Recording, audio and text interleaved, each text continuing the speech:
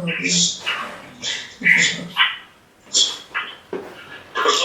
and namaste to all of you and welcome sir, Mr. S.K. Kapoor sir. Welcome, thank you very much. Participant, good morning and welcome in third day. Recording in progress. Total program on Vedic mathematics held at HRDC JNU. This is the third day and very first lecture that we will deliver by very eminent speaker and scholar and active researcher in this area of the Vedic mathematics, Professor S.K. Kapoor. And sir, we have a provision as per our rules and regulation or some policy, moderator. For moderation your session, Dr. Meenakshi will be here and welcome to Dr. Meenakshi. The moderation, she will be moderate and introduce you sir. And this is a talk 1.5 hour. You can have 1.5 hour talk or it is up to you. You can have 1 hour for the talk, then 30 minutes for discussion. It is up to you sir. And Professor S.K. Kapoor is very eminent, as I already told you, and he has did 2 PhD, 2 doctorate that Dr. Meenakshi will elaborate now. Will give the brief about Dr. S.K. Kapoor. With this, without delay in the session, I'm requesting to Dr. Meenakshi, please take over the mic and start the process for the day 3 lecture, first lecture. Welcome, Dr. Meenakshi. Okay, sir. Thank you, sir. Good morning to all of you. I, Dr. Meenakshi, on behalf of JNU as a moderator, extend a warm welcome to today's eminent speaker, Dr. S.K. Kapoor. Dr. S.K. Kapoor is well-known authority about the ancient discipline of Vedic mathematics. He has been devoted for the cause of revival of the ancient discipline. Sir pursued his PhD degree in mathematics in 1967 and LLB in 1970. He is retired from Haryana Superior Judicial Service in 2006. Sir had completed 2 PhD theses. First one is mathematical basis of Vedic literature and second one is structural frames and systems of Samved Sanhita. Sir has been awarded Guru Hangeshwaranand Ved Ratna Puruskar 1997 by Bharatiya Vidya Bhavan for his excellence and research in the field of Vedic science and mathematics. Now I would like to request Dr. S.K. Kapoor to continue the today's session and enrich us with great knowledge. Over to you, sir. So welcome. Dhanyavad Sakka. Namaskaram. We are now taking up the topic. It is higher dimensional reality base of Vedic Ganita Sutras. Vedic Ganita Sutras are the source sutras. These are 16 in number. On the screen is the text. Text is in Sanskrit.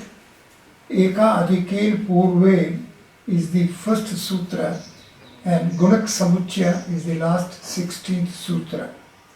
There are just 283 letters in all in this composition. These 16 sutras are also having complementary upsutras and these are 13 in number. First is Anurupain and last is Gunit Samuchya, Samuchya Gunita. There are 236 letters of the text of Ganita Upsutras. This complete scripture, sutras and upsutras combined, are just availing 519 letters. These 519 letters, in fact, in the sequence in which these have been organized, are in fact 519 scriptures. So big is this area, this domain. This is universal. We can handle all numbers on 10 place value system only with the help of 9 numerals and 1 place value 0. Here we are having 519 letters. So this text, which on the face of it appears to be just 16 hymns and supplemented by 13 hymns means 29 just one word sentences, but the system in which these have been organized and the domain which these are covering is very large. It is as large as is the universe. It is as large as is the reality of our existence phenomena. It is as rich as is the richness of a life within a human body. It is as intensive as is the intensive of the existence of the earth in our universe, and it is as original source as is the sun itself. Now these words, human body, earth, sun, these on the face of it may appear to be as if these are just coined symbolic names, but from the point of view of the Vedic systems, each name is a well formulated mathematical setup. So these names as Surya or Manush or Purush or Prithvi, these are mathematical formulations. So if we want to approach Vedic way to go parallel with the reality of our existence phenomenon, then we have to approach it the Vedic way, the Vedic system way, or in the context of the Ganita Sutras, the way Ganita Sutras are organized. These sutras are in Sanskrit. These avail Devanagari alphabet. Now, Devanagari alphabet is the source alphabet. If we want to be parallel with the mathematical processes, mathematical steps, mathematical domain of Ganita Sutras, then we have to begin with Devanagari alphabet itself. Devanagari alphabet on the face of it is a sound bits organized setup. These are in script form as letters, but it is only the upper surface of it. Devanagari alphabet is a compactified alphabet. It has as many as 5 distinct compactified formats. The uppermost format is as the letters as we see on the screen in a script form and as we pronounce A, E, U and so on. This is a letters alphabet. It is the uppermost, it is the top surface. Beneath it are the other quadruple formats. First amongst them is a numbers alphabet. As we are having the letters alphabet, so parallel with it we are having numbers alphabet. The 9 vowels A to O are in terms of the numbers alphabet are simply 1 to 9. So 9 vowels get replaced by 9 whole numbers or as 9 numerals 1 to 9. Ahead the consonants 5 cross 5 Varga consonants as well are sequentially translated from letters to the numbers. The numbers for these 25 consonants are 5 cross 5 grid of numbers 1 to 5 for the first row, 2 to 6, 3 to 7, 4 to 8, 5 to 9. It in fact becomes 5 cross 5 matrix. So the potentiality of this numbers of format ultimately will take us to the way we approach algebraic equations in the matrix forms and the determinants and the subsequent mayas attached with it. The Anthastha letters and Ushmana letters as well are having their association of values as are tabulated, and followed by the Yama letters, they are getting numbers 9 to 16. So the letters alphabet is translated into numbers alphabet. With this translation, the whole domain comes within the coverage of the numbers. So from sound bits, we reach at the values of the numbers. The potentiality of the Vedic mathematics lies in its availing the Devanagari alphabet, which takes from sounds bits to the numbers values. Once we are at this alphabet, then of these alphabet, the two letters Ref and Ka, these two letters are of distinct formats. The letter Ref, Ra, is in fact of the quadruple forms, and as are tabulated on the computer screen, these sequentially get values 1, 2, 3, 4, and these four values together become hypercube 3. This is our cube, which we take it as a representative body of a 3 space. This is approached by the Vedic systems as a manifested setup of quadruple manifestations. So letter Ref is hypercube 3, which is our cube. Now we are well acquainted as that in a Treta Yuga there has been a conflict between Ram and Ravan. Both are the letters. First letters for both these formulations are Ref. Now we will be learning, and when we will be approaching the way these formulations Ref, Ram and Ravan are to be parallel with their inner folds, which are as many as 10, then we will be reaching at this table. For the present, I am not fixing the discussion up till this table, but this is just to indicate that each letter of Devanagari alphabet is having numbers values attached with it, which are technically designated as transcendental code values.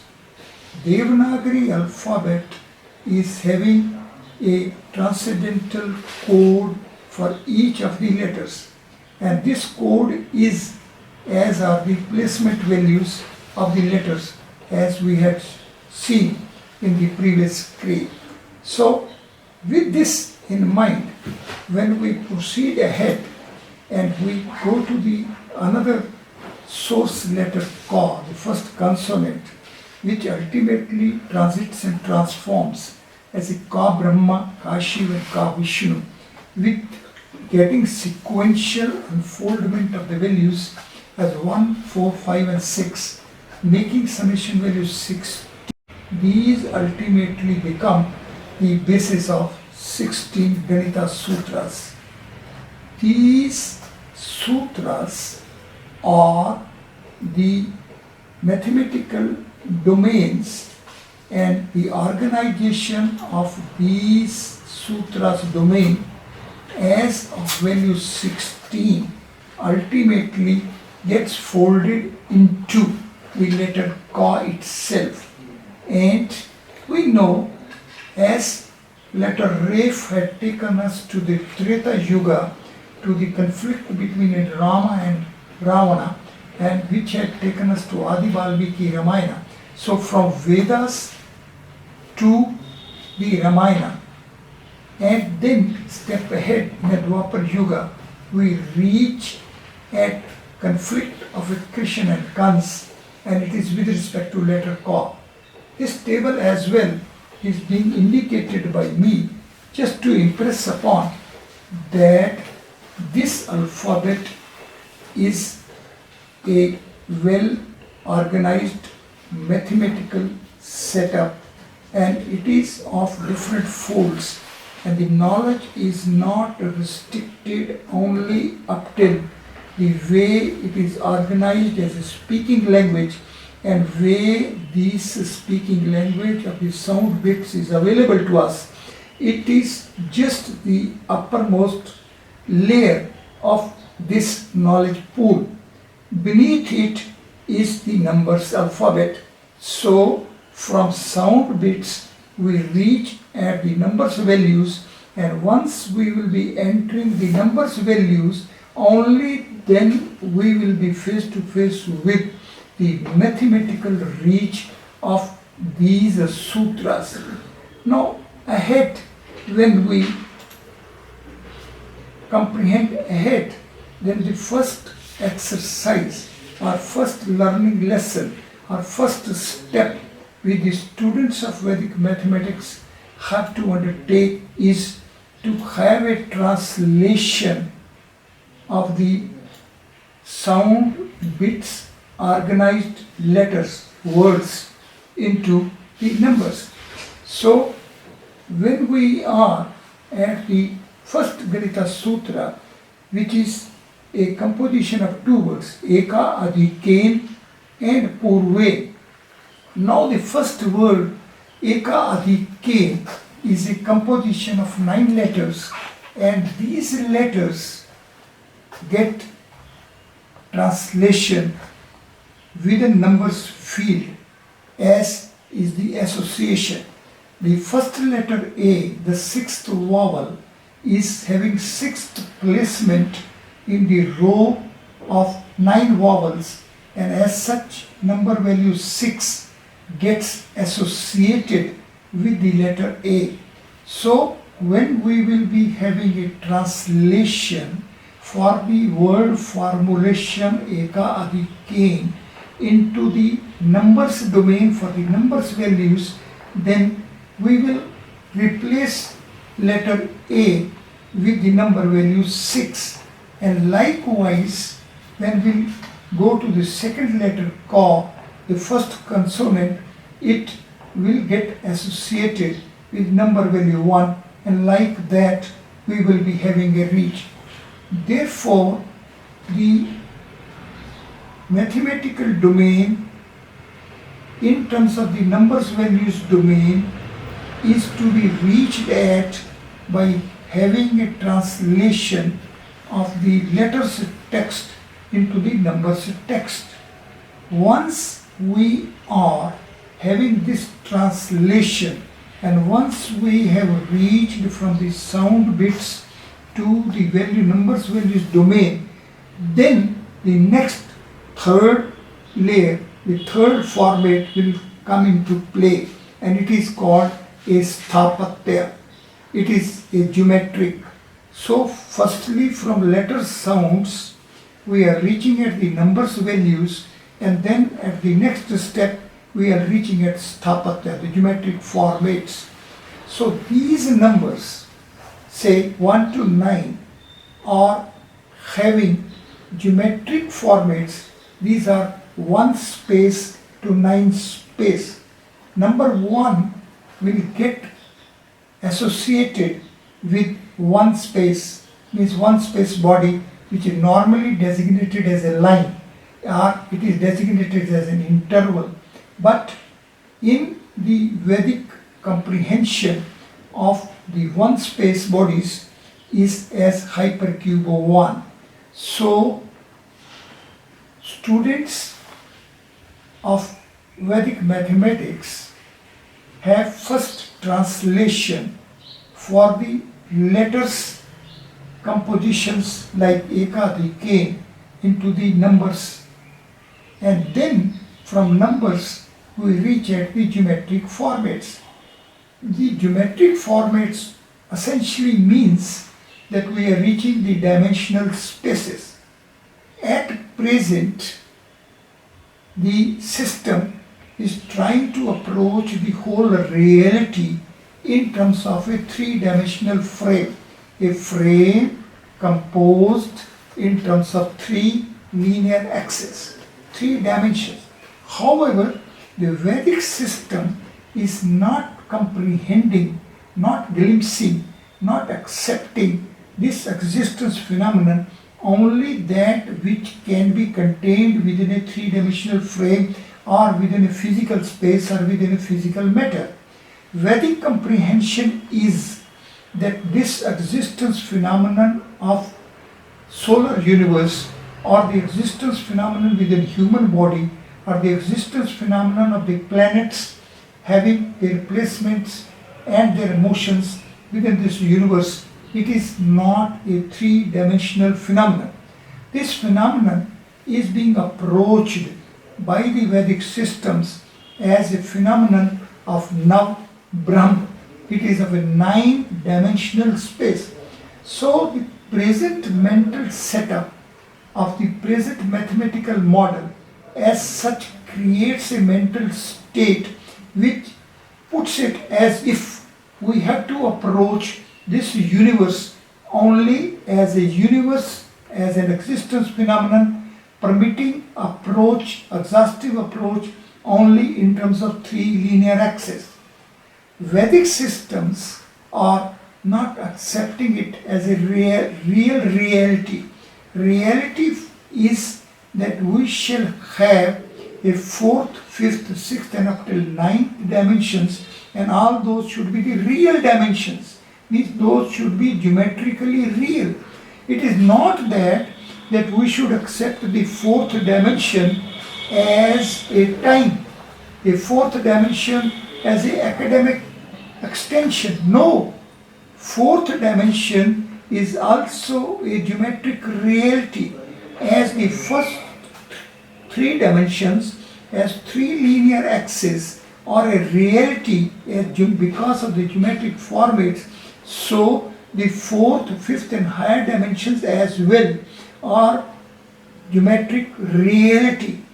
Therefore, the transition from the present model of mathematics, sciences and technologies is to be transcended if we want to be parallel with the Vedic systems, or if we want to work out the Vedic mathematics, or if we want to reach at the Vedic sciences and Vedic technologies.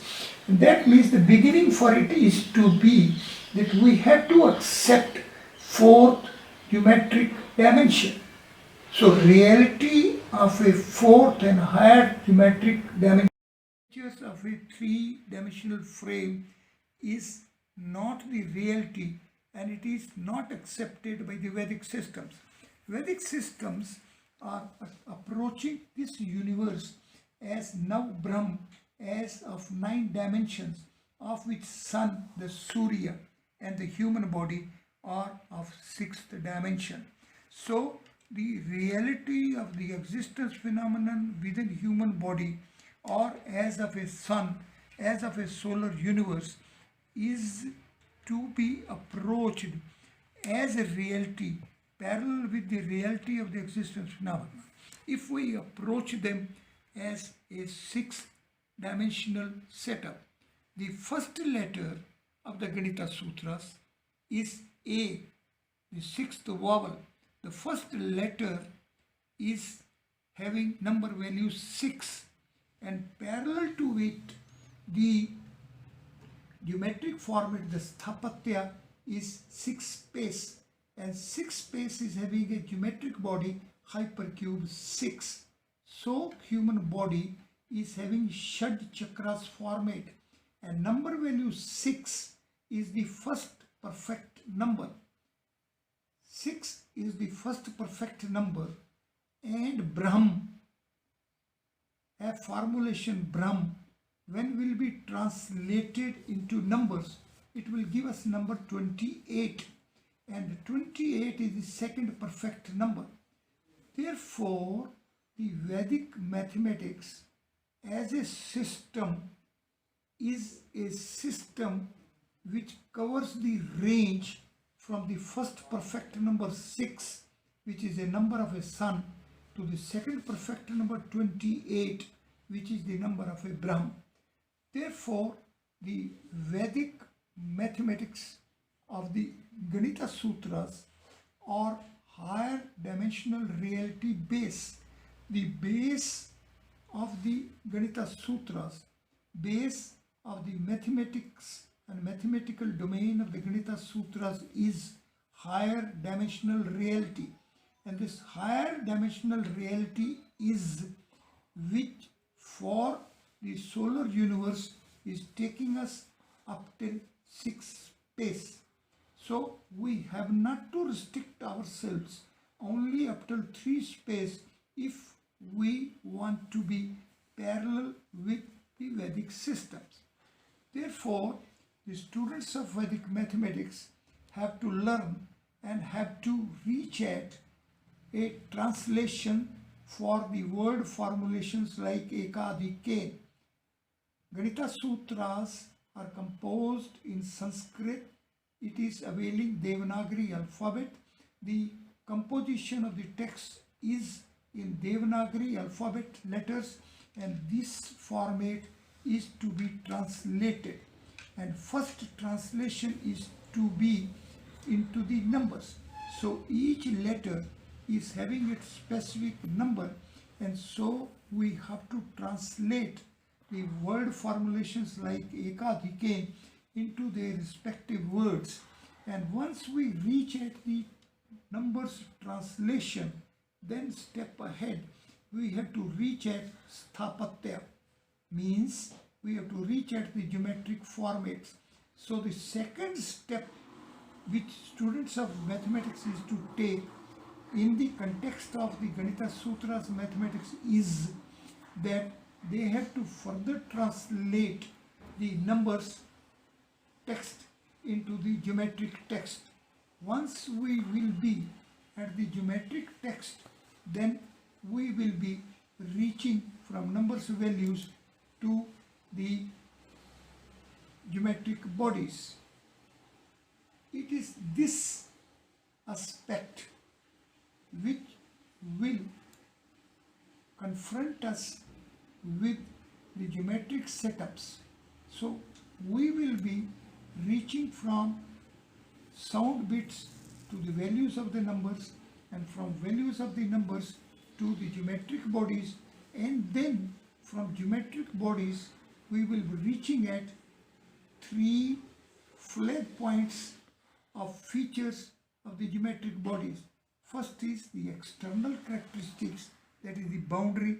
Second is the middle characteristics, which is the middle version, and last is the antrik, the inner structures, which takes us to the origin.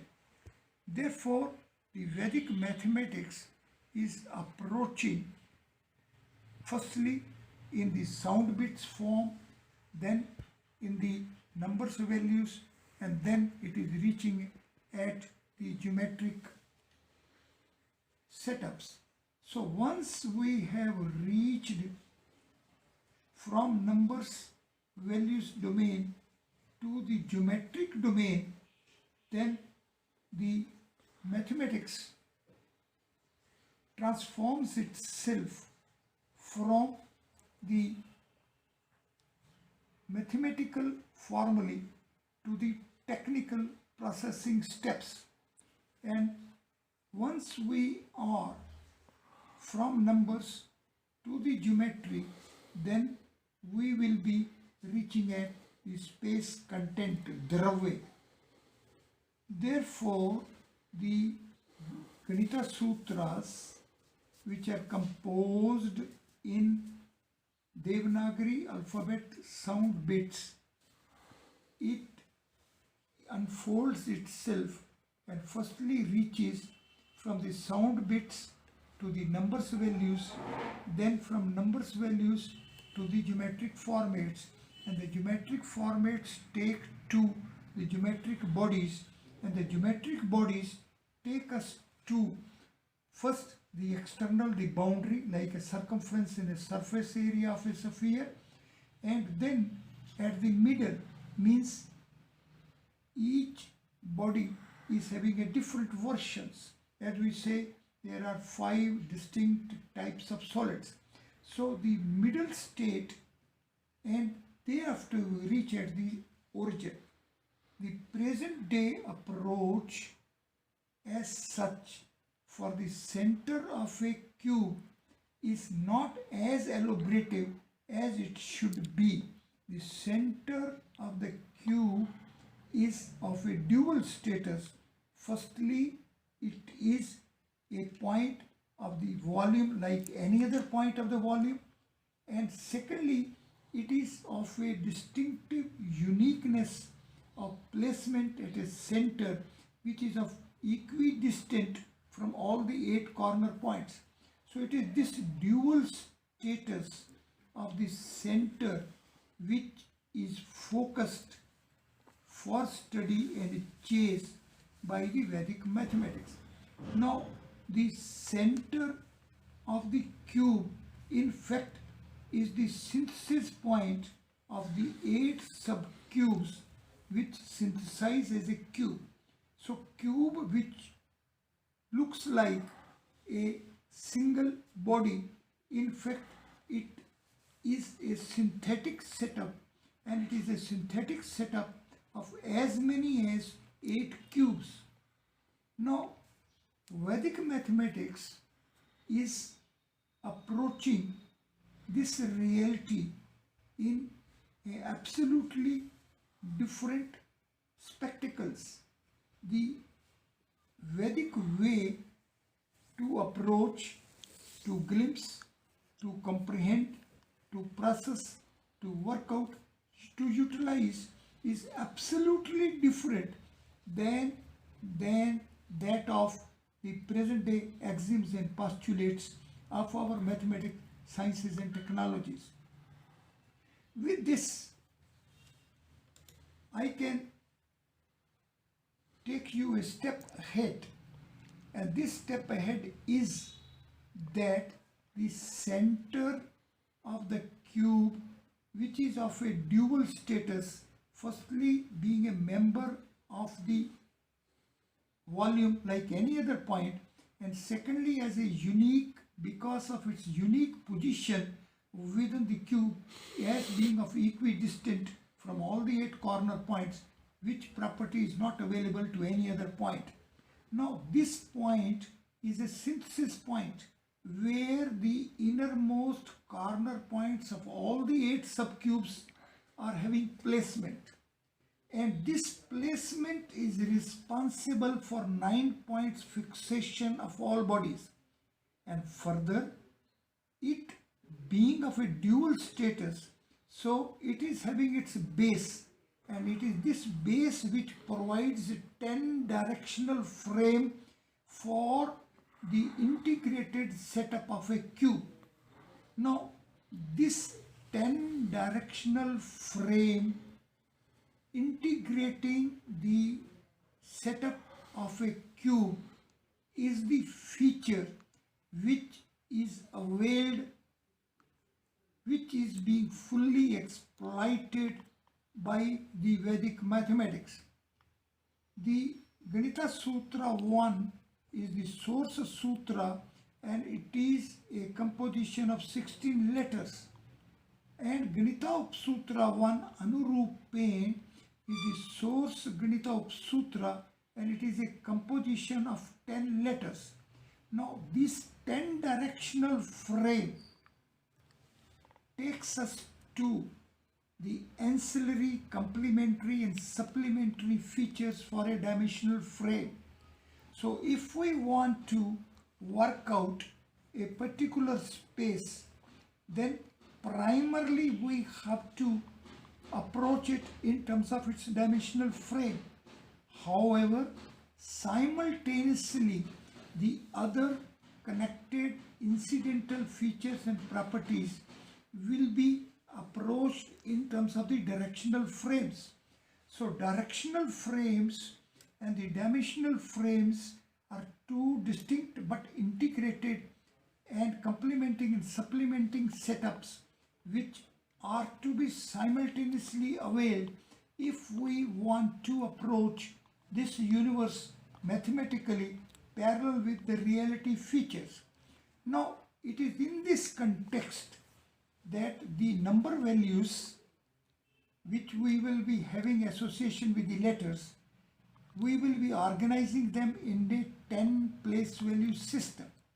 Now this 10 place value system and the geometric features are interconnected in terms of 10 directional frame. Now this feature is worked out by the Vedic systems as we call 10 folds of the transcendental code values. So these numbers, because of the 10 place value system, are having 10 distinct features for each of the letter, which is having a unique number. Now if we work out these 10 folds for the word formulations like Shiv, I am taking up this formulation Shiv because it is the transcendental domain. It is a 5-head Lord. Each head is having 3 eyes. So this setup, this formulation Shiv, when is approached for its all 10 folds, then the first 4 folds as a word, as a single entity, it will attach value 1. Then Shiv as 2 syllables, Shi and Va, will give us value 2. Then Shiv as 4 letters, will give us value 4. And then this 4 letters, association of values 2, 2, 7 and 1, making it 12, it will take us to this. This number, the first 4 folds as such of the word formulation Shiv, are giving us value 19 altogether. The next 6 values, the 6 frames, are how we have to transcend at the origin. So origin is a seal. So center of the origin is a seal which is integrating the 8 subcubes and making it a single cube.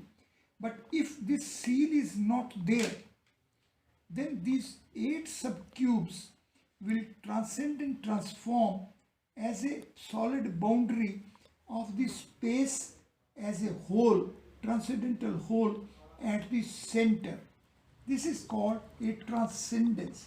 Now these 6 values for these formulations are on the computer screen, and the beauty will be that the summation value of these 6 values, these 6 folds, comes to be 519, which is precisely equal to the total letters of the Ganita Sutras and Upsutras.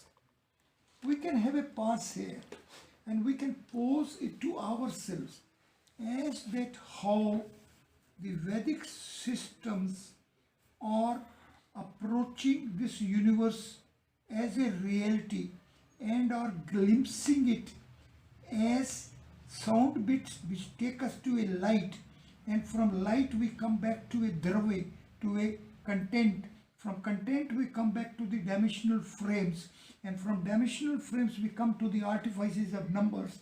And this is how the Ganita Sutras and Upsutras are composed, and this composition is of 519.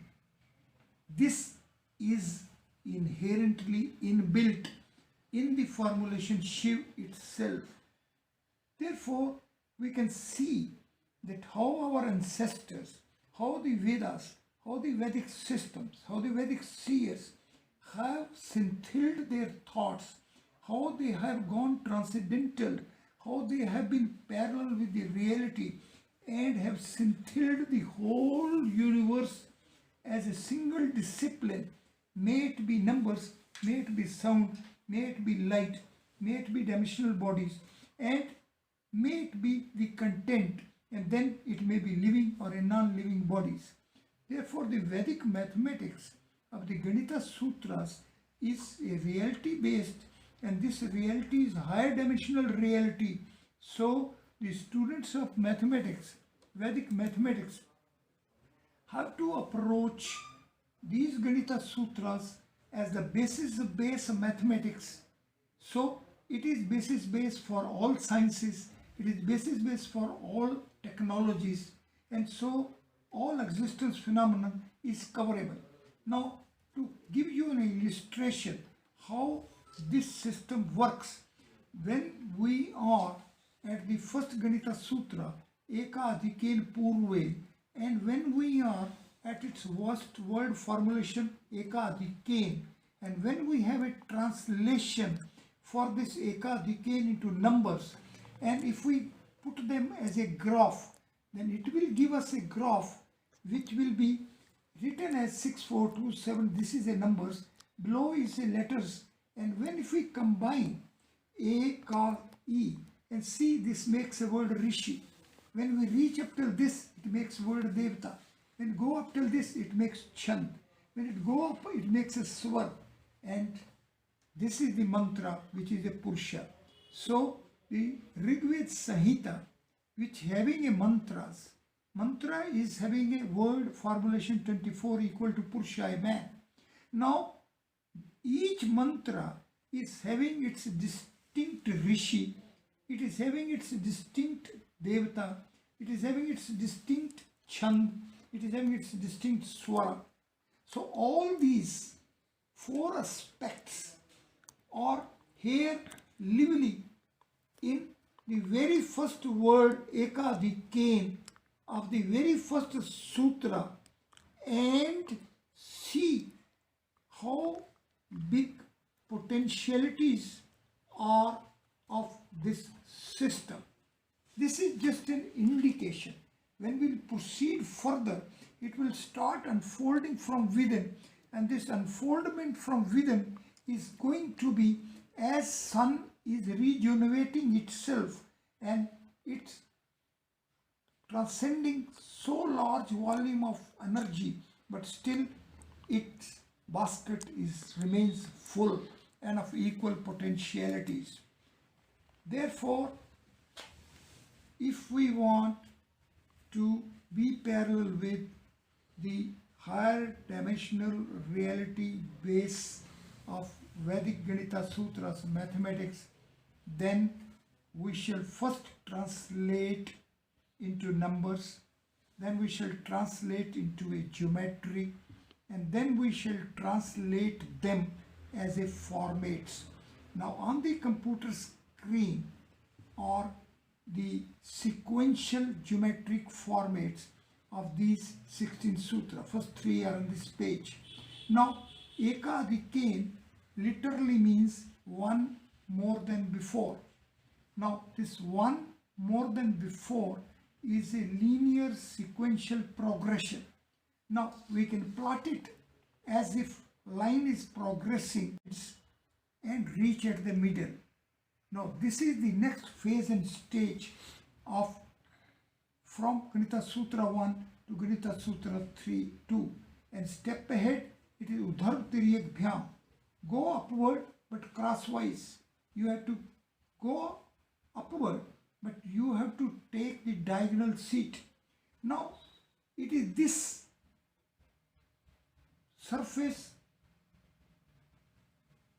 as a base approached from both ends was the second sutra's format. In third sutra, we are having a transition and transformation for this base surface into a vertical surface. Now, this way we are sequentially having a geometric formats for 1 to 16th letters. Therefore, to have a plane, there are 4 planes. 2 space is playing the role of a dimension, like each head is having a pair of eyes. And step ahead, we have to reach a 5 space, Lord Shiva's space, a space in which there are 5 dimensions parallel with 5 heads, and each head is having 3 eyes. That is the solid dimensions, that is the dimensional frame is to be of 5 solids. And step ahead, Lord Vishnu's space, 6 space, where there are to be 6 dimensions, and each dimension is to be creative, that is a 4 space itself. It is in this background that we have to have approach which shall be parallel with the way intelligence field is created by a mind. So once we are putting ourselves within a room and taking as if the whole universe is just three space, then we are unnecessarily conditioning ourselves. Let us come out of a room, let us come out of a cube, let us be in the open space and see that there is a space which was not confined within the cube, within a room. This space is not a three space. So we have to enter upon this exercise whereby we have to dissolve the mental state conditioning, and we have to free ourselves from these limitations, and we have to see that space outside is not a three space, it is a one dimension more. And then we should not be restricted that this space is only up till a four space. Come out of that, see there will be five space lively, and still don't get restricted. Come out of that and see the sun is shining, sun is there, it is a six space, it is even going beyond our comprehension of a space. This is how we have to have this mental state's dissolution. It is called meditation. One has to approach the Vedic systems the Vedic way. One has to approach the Ganita Sutras the Ganita Sutras way. And the Ganita Sutras way is to approach it by techniques of meditation. Let us be true to ourselves and let us be parallel with the nature. And once we will be parallel with the nature, we will be parallel with the higher dimensional reality base of Vedic Ganita Sutras mathematics. Thank you. I am open for the questions.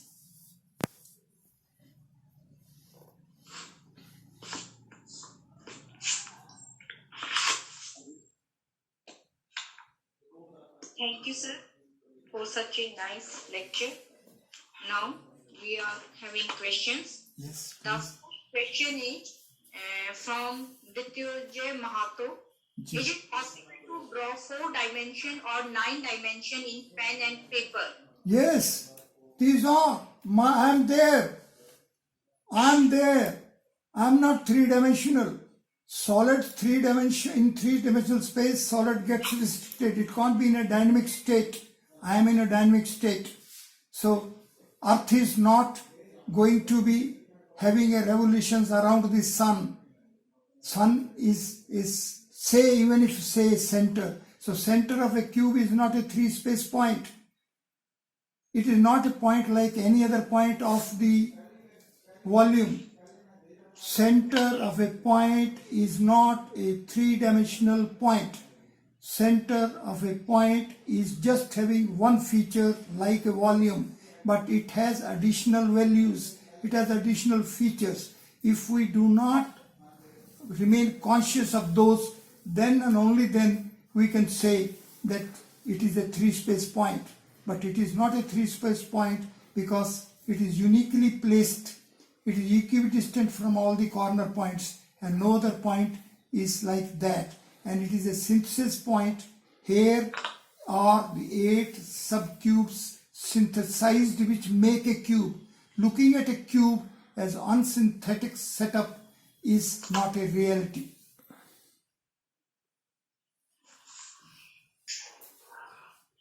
I can give further example. The electrons or these three-space bodies. Nucleus, is it a three-space? Why we are having valencies more than 3? There are a large number of questions. Why we are having mathematical problems? Why we say, we teach, we are the teachers of mathematics. We teach everywhere continuous function is nowhere derivable. Why? have a fresh look at the definition of a continuity, have a fresh look at the definition of derivability, and then reach at why this problem is with us since the day we defined, and still we couldn't solve it, and still we couldn't say why there is a problem. Where is a problem in our hypothesis? Where is a problem in our definitions that we cannot resolve and be parallel with it as to why everywhere continuous function is nowhere derivable? Why we can't reach at? Why it is still 100 years old, alive mathematical problem with us, and we are living with it, and still we are teaching.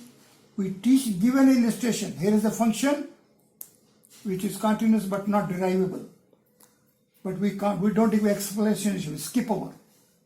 We have not solved this problem. This problem is haunting us, and it is haunting us only as when we say that derivability a raised to power n will give us n into b raised to power n minus 1. But the boundary is 2n. Have interval, there are two endpoints. Have a square, it has 4 boundary lines. Go in a room, it has 4 walls, floor and surface. Go ahead, it will be 8. So 13th Ganita Sutra is Sopan Antyam Dvayam Antyam. The endpoints are 2. Endpoint is not 1. We can't go on progressing infinitely. And if we say restricted, make an interval, and then we say this infinity is equal to that infinity, we don't want to solve it. So infinite points make a line a single unit. So in fact we are dealing with infinities, but unconsciously or intentionally ignoring that when we say unit length, in fact we are dealing with infinite points, but we don't want to enter into it. So we are unconscious, we are not sensitive to these things. So this reality is not a 3-space reality. I am not a 3-space. Any solid cannot move in a 3-space because the 3 dimensions of a solid will get tagged and fixed and interlocked with the 3 dimensions. So it will go in static state. It will remain in dynamic state only if the 4th dimension is available. As we have, so that our head should not fall down, we have taken time as a 4th dimension. We have taken ether as another sort of a content, so that we should be in a position to say that the electrons matter and the nucleus matter and the further matters are nothing but the one and the same, because we want to ignore it. If we are alive, we are sensitive, we see this space is not a 3-space, but we have conditioned it, we have accepted it, we have made it our mental condition. This is all what I have to say. Hello. Ji. Good morning, sir. Sir. Ji. Yes, sir. One more question. Yes, sir. Is it possible? Time is there? Who says time is not there? You see, in Visheshik Darshan, we say there are 9 types of contents, and in that call is also a content. Means time is also a content. Time is also a one form of a content. We have somehow made it philosophical, or we have made it theoretical, or saying it to be as we can't see it, as we can't judge it, as we can't barometer it, as we can't take it some parameters of it, so it is not a content. Time is a physical content like content. Whether direction is a content or not. Disha, whether you call it a disha. How it is a content or not. Can there be in a vacuum, there can be direction? Directions are always a setup of certain particle constituents or objects, whatever the names we give it, and put it. That makes a direction. That makes an orientation. It requires a geometric format. Geometric format requires a content. So content, geometric format, and direction. So these are different phases and stages of the same content. one more thing, sir. Ji. Sir, modern mathematics is talking about 3 dimension and extending it to n dimension. And Theoretical. I say you please solve simple problem. What is your definition of a continuity? Can we have a continuity with the discrete points? Go on, have bricks, go on attaching it, there must remain a space in between. Discretes cannot have a continuity. Yes. So once That's true. once discretes can't have a continuity, and we have objects which become discrete, we have bodies which become discrete, so gaps bound to remain. What that gap is it not a space? It is not a content. It's a different type of a content altogether, that's all. Because we take it as continuum hypothesis is used then. Yes, we use it by imagining. You solve this, you relook at what is the difference between, what is the definition of derivability. Let us start with what we teach to the students. We say continuity is what? We say derivability is what? Then why everywhere continuous function is nowhere derivable? Why? There is some lack in the definition. And the lack is this. In derivability we require two functions. A raised to power n and a raised to power n minus 1. In continuity we require one function only. We just superimpose, we are jumping. And we are jumping because the discretes go smaller, and we go on giving infinitesimal, whatever it, then use the word limit and we jump over. This jumping is theoretically, practically, in applied areas, may be profitable in many situations. But when we are reaching at the reality, what reality is, then we are definitely away from the reality. We are not comprehending the reality. Okay, thank you, sir. Okay. Participant? Yes, sir. Yes, hello. Hello. Ji, sir. I am audible? Yes, sir. To me, yes.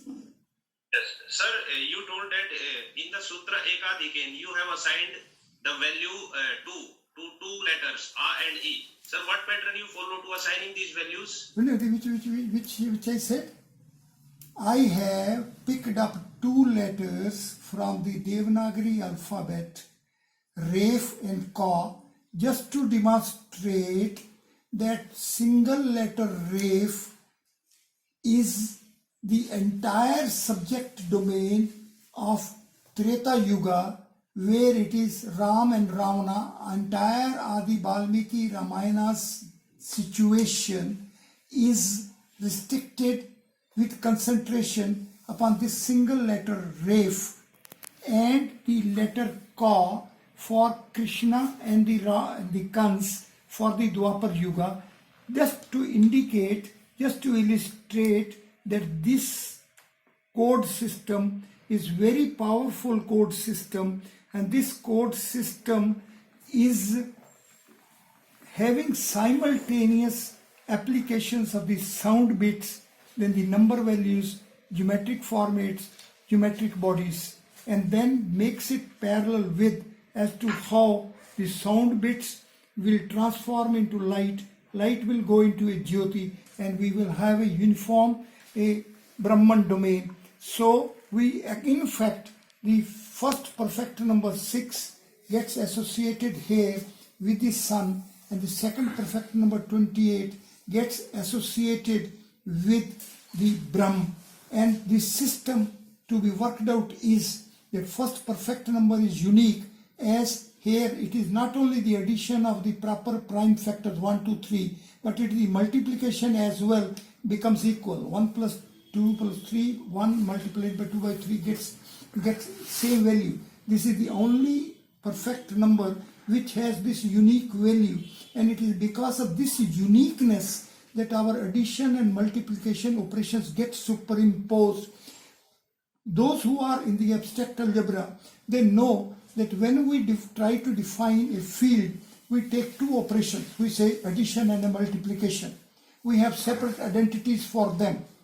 But when we are creating a field, we are prejudicing ourselves in favor of 0 instead of in favor of 1. Now, if we had a field otherwise, when preference is for 1 and not for E, then that system will get superimposed in such a way that 2 plus 2 is 4, 2 multiplied by 2 is also 4, and minus 2 multiplied by minus 2 is 4. So addition, multiplication, orientation all get superimposed. It is this superimposition which is coming in our way to decipher out the fourth dimension. The unit here in 4 space comes to be half. We are adapted with working with a unit 1. But when 1 is made into 2 parts, each part is also a 1. And we get biased, we start taking it to be 1 as a whole 1. But this 1 is a part 1. So, like that, on first principles, we have to re-examine our entire range of axioms and postulates. Only then we will understand how on the first year of the 20th century, at the end of the 19th century, Hilbert's gave us these problems. What all those problems are? All those problems are in fact the problems of the limitations of the linear functioning of a line, of a one.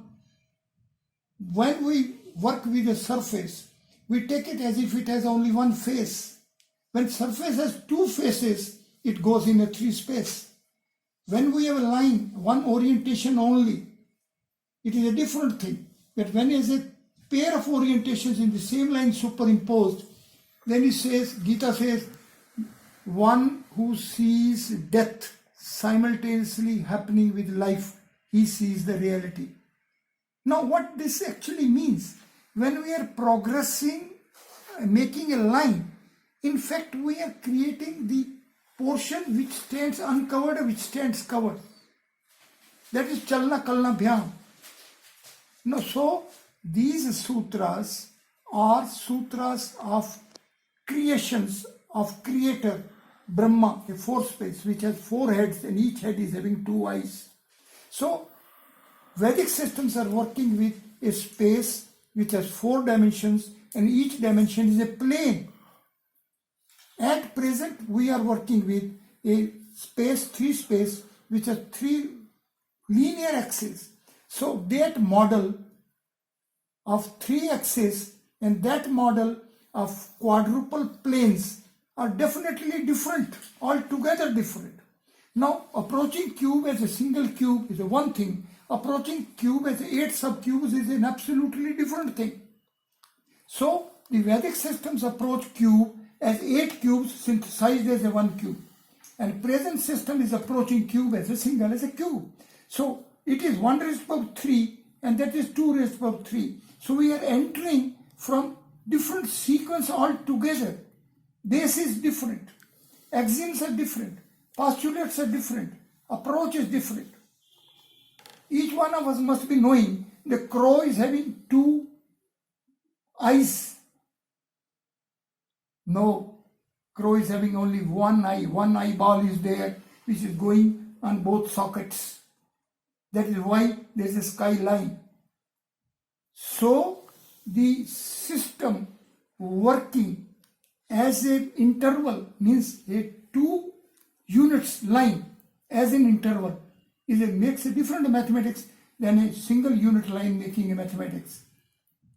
So our head with 2 eyes is one of the 4 heads of the creator. So human brain, human body, human system, when it is organized as Shad Chakras, there means the 6 formates. What are the external characteristics? 2, 4, 6, 8, 10, 12. These are what? These are the boundary components of interval are 2, boundary components of square, hypercube 2 are 4, boundary components of 3 are 6. So these are 6 space bodies whose external characteristics are making our skin and which is of 7 layers. So if we want to approach Vedic system of Ganita Sutras, then we have to approach them the axioms on which it is working, and then we ultimately come to the conclusions whether which of the axioms is powerful, which is redundant, which is not redundant, whether all are required or not required, how many are required to supplement the existing system or not. But this remains a fact that the present system is trying to approach this nature in terms of a cube or a 3 space or 3 linear axis, while Vedic system is approaching this universe as a universe of a 4 space of 4 dimensions, and each dimension is a plane. So first thing which is distinguishably to be comprehended is that 4th geometric dimension is a reality of comprehension of the Vedic systems. Vedic systems are working with geometric dimensions more than 3. Modern system is trying to wriggle out of the reality of a 4th dimension by inventing, comprehending, making theory or making some symbolic forms in the form of a time or in the time of an ether. Hilbert had conceived, he put up the problems, and all those problems were the problems of the limitations of the linear space, linear dimensions. Surface is as good a dimension as could be a line. Line is not a reality. Nobody can see the reality. So nobody can pick up the surface also into a hand. So what we can take in hand is only solids. So if we can approach solids in terms of lines, why we can't approach solid in terms of planes? So our system, the ancestors, the Vedic systems, they were as much realistic, they were as much intellectual, they were thinking about it, they were comprehending it, and they reached at that particular system. So that is a beautiful system which we shall explore it further. Thank you, sir. Any more questions? Yes, I would like to ask a question from you. Yes, please. Kindly. Namaskar, sir. Kindly, I'm Monica from kindly. Hisar, Haryana. Your lecture was really fascinating. Fine. I haven't seen a higher dimension exploration in such a beautiful way earlier. It was really very interesting. I really want to learn more about this. So can you please guide me how I can start from which source? It is only your university or your institutions can help us, because we individuals can naturally come forward for 1 hour, half an hour at Zoom or something. If you have some institution, you make it something regular, and if you think I can spare a time, and you fix the schedule, and I can make the lectures in continuity and try to solve and answer your questions. Okay, sir. Can you please share your email ID for that in the chat box? It's all right. So that we can... I will give it to Gajendra, and he will give you this. Okay, thank you, sir. I will Thank give you it so to you much. in charge. Thank you so much, sir.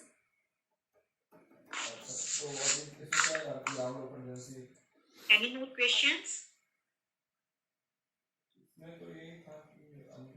So, thank you, sir, for such an elaborative lecture that have opened our mind in really Lot of and things. also encouraged us to think about the problems that have remained a problem for such a long time, and we will try to solve from your encouragement, sir. Thank you very much. Lot of thanks. And in the end, but not least, I thank all the participants and the HRDC coordinator for your cooperation and technical support. Thank you, everyone.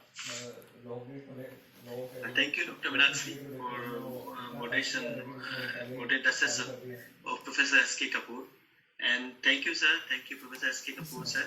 Very nice and very informative talk, and so many things you have given here, presented here, and brief about our ancient knowledge system or Vedic system. Really, it is very wonderful and very interesting, sir. And we have another talk. I think it is on.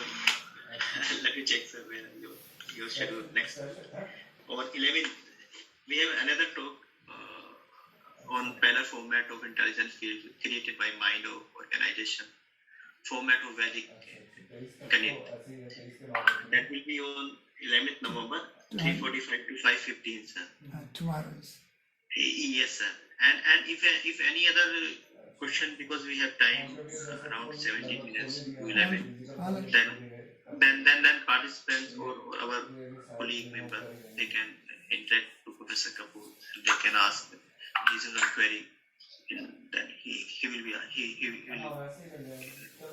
give the answer. Because it is more, it should be more interactive. That's it, sir. Sir, I want to know, do you know the scientific explanation behind the 108 beats in a mala? If you know Om Namo Bhagavate Vasudevaya mantra of a dhruv, it has precise, to translate that, it is 108. This is one thing. Second thing is, it is a number which is taking us to the innermost fold of the Gita. If we are from 9th chapter to the 10th chapter, and when we are at the gap, then the first 9 chapters are having value 372 shlokas, and the last 9 are having 328 shlokas. Gap is 44. This 44 is a Paramviyom, the transcendental space. 64 is a unit. These are 64 chapters. So it is 4 raised to power 3. So when the 4 space as a dimension transits and transforms into 5 space as a dimension, means when there is a transition from space to a transcendental space, that means into the space of the Lord Shiva, that is the space with 5 dimensions with triple eyes. So when 4 is per 364 goes into the transcendental space 44, it becomes 108. This is normally given a designation to those saints who have completed their meditation phase and stage and are capable of giving sermons or giving preachings to the followers. So 108 is in many ways very, very powerful number, and this number is the number with the help of which we can reach from the normal space to the transcendental space. When the body transforms, mind transforms.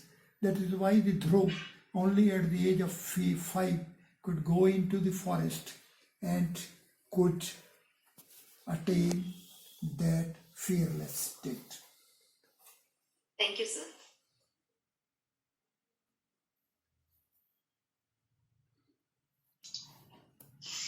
Okay, if there is no question, then we can have break and we will assemble. We will again rejoin in the session at 11:30, I think. Yes, 11:30. And another session that will be delivered by Smriti Hala. Then talk and simply spoke on contribution of Mahaviracharya mathematics. And with this, I thanks again our moderator and thanks to our Professor S.K. Kapoor sir once again for delivering very wonderful and very interesting because this type of talks, because we are the teacher and faculty, it is required to know Indian heritage so that we could motivate ourselves and also able to motivate or able to give some kind of kick to our students so that they should also start working or interact each other and we are also hoping, sir, we, with those lecture, this type of lecture, almost 70 lecture that we will be delivering this sort of program, and we are expecting that after 17 lecture, at least we should at least with 13 and all the speakers, our speakers, we should able to interact each other and discussion, or maybe we can write some collaborative project, or we can start collaborative work, research point of view, student point of view. So this is the aim for this short-term course. We are looking forward in this direction, positive direction, sir. Thank you, sir. Thank you very much, sir, and thank you to all the audience, our colleague and audience. And we will meet again 11:30 after tea break, sir. Short tea break, sir. Thank you, sir. Thank you again, sir. Yeah. Now, Gaurav, you can close the meeting if you wish. Gaurav ji. Record.